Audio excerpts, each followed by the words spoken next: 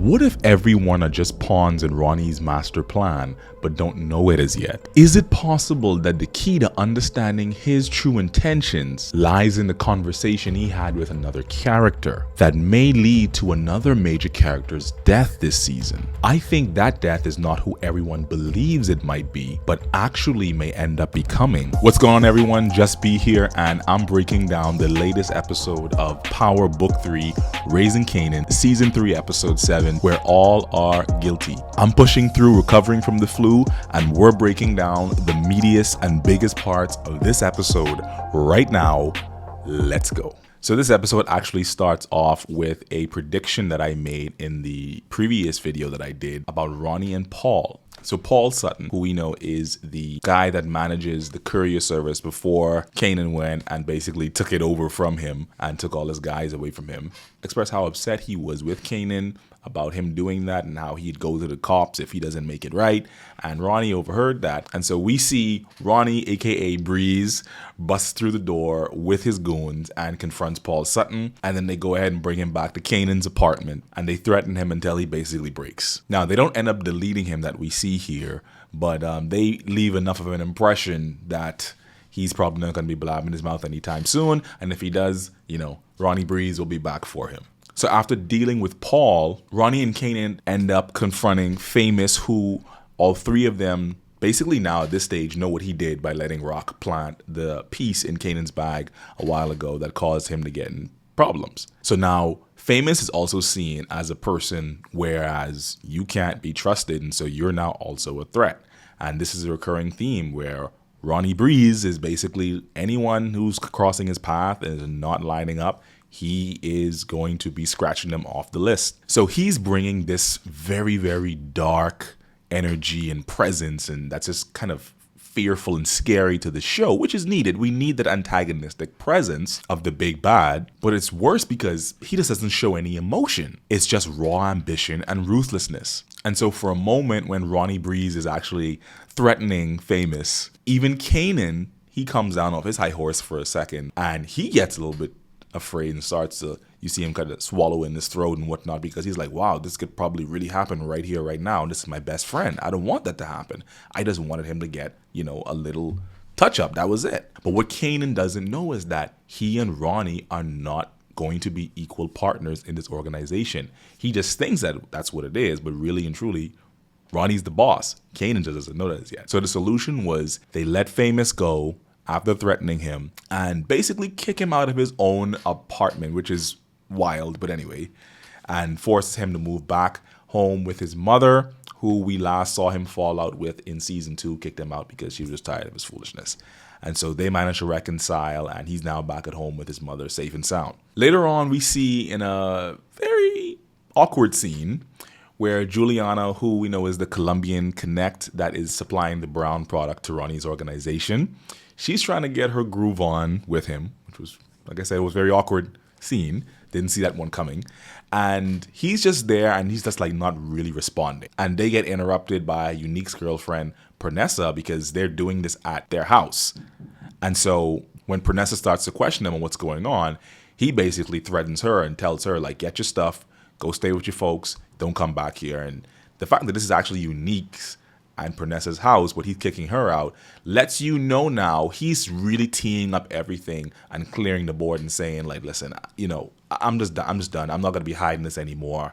Like, I did it. I took out Unique and I want you gone. You can't do anything about it. So this is what it is. And he's just that kind of guy who just, like I said, he doesn't show any emotion. He's really just sticking to whatever his plan is in order to make his organization run. Because later on, he runs up on her, and in that confrontation, he threatens Pernessa, and then he tells her in no uncertain terms that, yeah, that was me. I deleted Unique, my own brother, and if you know what's good for you, you're gonna stay out of my way. And so again now, guys, we have to ask ourselves this question. Are we going to continue to deny that the person who has already met the criteria for most of what Ghost and Tommy and Kanan said are Breeze, who they introduced in this season and had him take out a major character that's also his brother, has already taken Kanan under his wing, and is already starting to develop an organization who's also going around and threatening anyone that he perceives as a risk to him or Kanan, is not Breeze?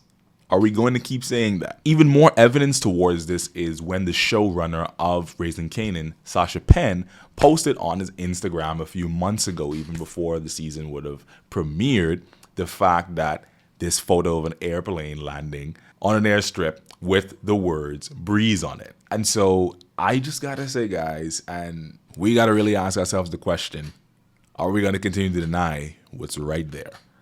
Let me know what you guys think inside the comments about this. I mean, I know we keep on going back and forth about the Ronnie's Breeze. Ronnie's not Breeze. It's D-Wiz's brother. It's going to be somebody else they're going to introduce next season or whatever. What do you think at this stage? Based on the evidence you've seen so far for this episode, what do you think? Is it now adding up to you that he's Breeze or nah? Let me know what you think in the comments. So when Jukebox tries to come by later to visit Kanan and confront him about what happened with his date with Aisha from her girl group and him acting inappropriately with her at the movies, which is unbecoming of Kanan, she has to now deal with Ronnie, who again has his goons posted up outside Kanan and what was previously famous as apartment door. So she has a bad run-in with them, and you know Jukebox is no lightweight. She isn't easily spooked, so she goes toe-to-toe with them until Ronnie comes out. It's like, nah, that's Kanan's cousin, let her in, blah, blah, blah. When she comes in, she isn't playing with Kanan. She lays the law down, slaps him up a little bit as the older cousin. And Ronnie is watching all this and taking this in. He's trying to see who has Kanan's ear, who has his influence,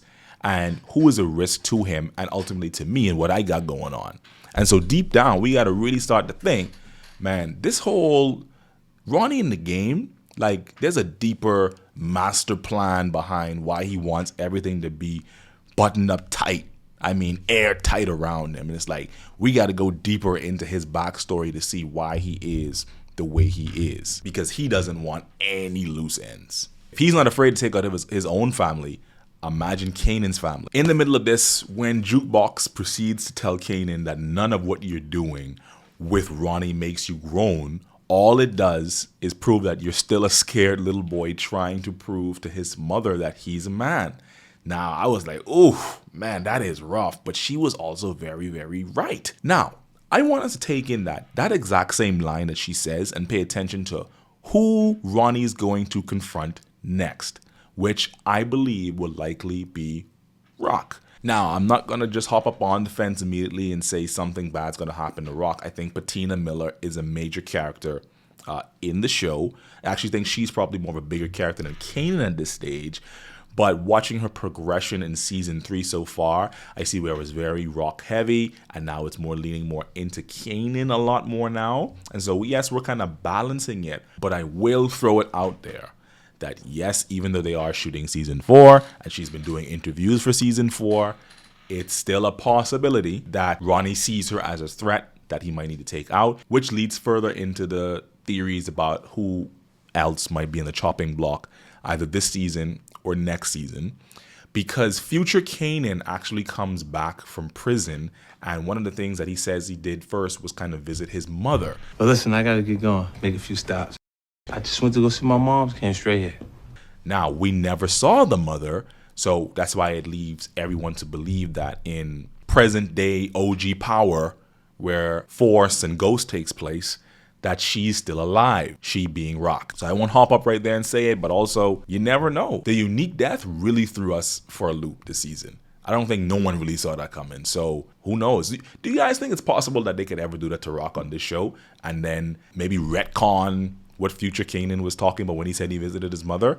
Let me know what you guys think about it inside the comment. Another one of my earlier predictions actually came true in this episode as well, where I said that Burke's father, Patrick Burke, and Detective Adina would end up connecting again despite their differences.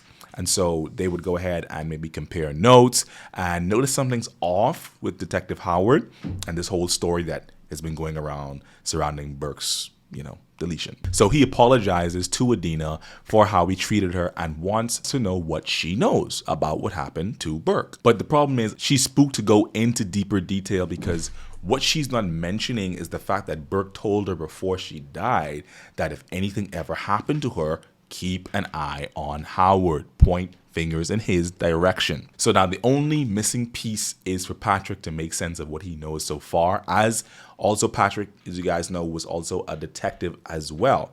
And he worked with Captain Baptiste back in the day.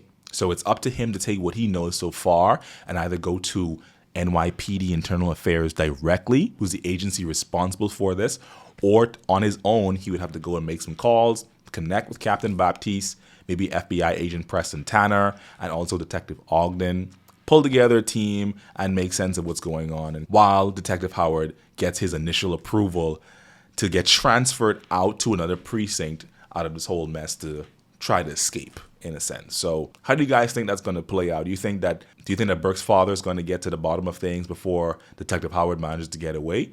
Let me know what you guys think about it down there in the comments. Hold on real quickly. You guys want to see something crazy? Over 99% of you guys that watch my content are not subscribed. So I'm asking real quickly, if you don't mind, just hit the like button and hit subscribe real quickly. I'd love to keep on giving this content to you guys and lets me know that people actually are interested. Feel free to do that, man. Really appreciate it a lot. Would help me out a long way in growing my small channel. Thanks. Now back to the video. So while Rock is making moves to get resupply back into the game, she ends up connecting with Quan, who we know is the supplier to the Italian mob and has previously worked with Unique. So she managed to set up a deal with him, but then has to put out another fire, which is the fact that Scrap's mother, Chantel, is going to the police and confessing what Lulu said about their crew deleting her son. And we know in the last episode he came to her house all teary-eyed, confessing his whole soul, and she just runs to the police with that. So Detective Howard manages to catch that and intervene, and he lets Rock know. So she then tells Marv, and then Marv has to confront Lulu and lets him know that he has to make it right, and he knows what that means. So in a stunning turn of events, man, we now see Marv drive Lulu back to Chantel's place, where he takes her out against his will. Another hit he has to do against his will. This scene can actually be paralleled with the hits that he took out on D-Wiz, on Scrappy himself, and so many others that he was forced to delete, basically on Rock's orders. So after all this is said and done, the ghost of Scrap looks at Lulu from his mother's window in sadness, and just with guilt all over Lulu's face, you can't help but wonder what's gonna happen next. Here's the thing about it. We've been looking at this from the perspective of, is someone going to take out one of the brothers, right? At this stage, there's so much fan attention on Marv, being the one that dies this season, because we see how, he's all over the place and he's all caring and he's growing as a character and stuff like that. But the writers of Raising Kanan aren't as predictable as the other spin-offs, as Ghost and Force and so on and so forth. They're not as predictable. They're more mature and more seasoned. So a number of my predictions have already come true so far for this season. And I keep saying to keep an eye on the Thomas brothers, right? I predict a possible episode 9 death, instead of it actually being an episode 10 death, might happen. But it'll be of someone that we'll have to feel the impact of in episode 10 as well. Maybe it's one of them, maybe not. Let's see. But I want to put this out there for you guys to consider for a second.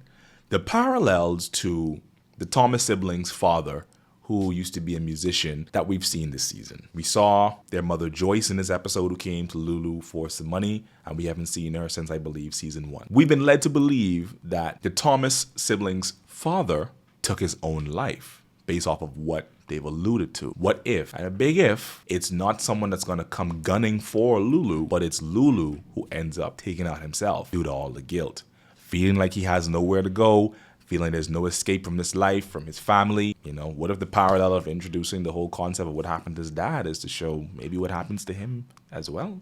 Just succumbing to all of this. And I don't know, I could be dead wrong about it, but that's just a thought that I had when just really thinking about why they introduced the whole Cafe Vu thing, the whole Shirley Beaumont storyline with her having a connection to their father. I don't know. What do you guys think about it in the comments? Do you think that's possible, or do you think that's hogwash? That's not gonna happen, man. Everyone's gonna be good. Let me know your thoughts on it.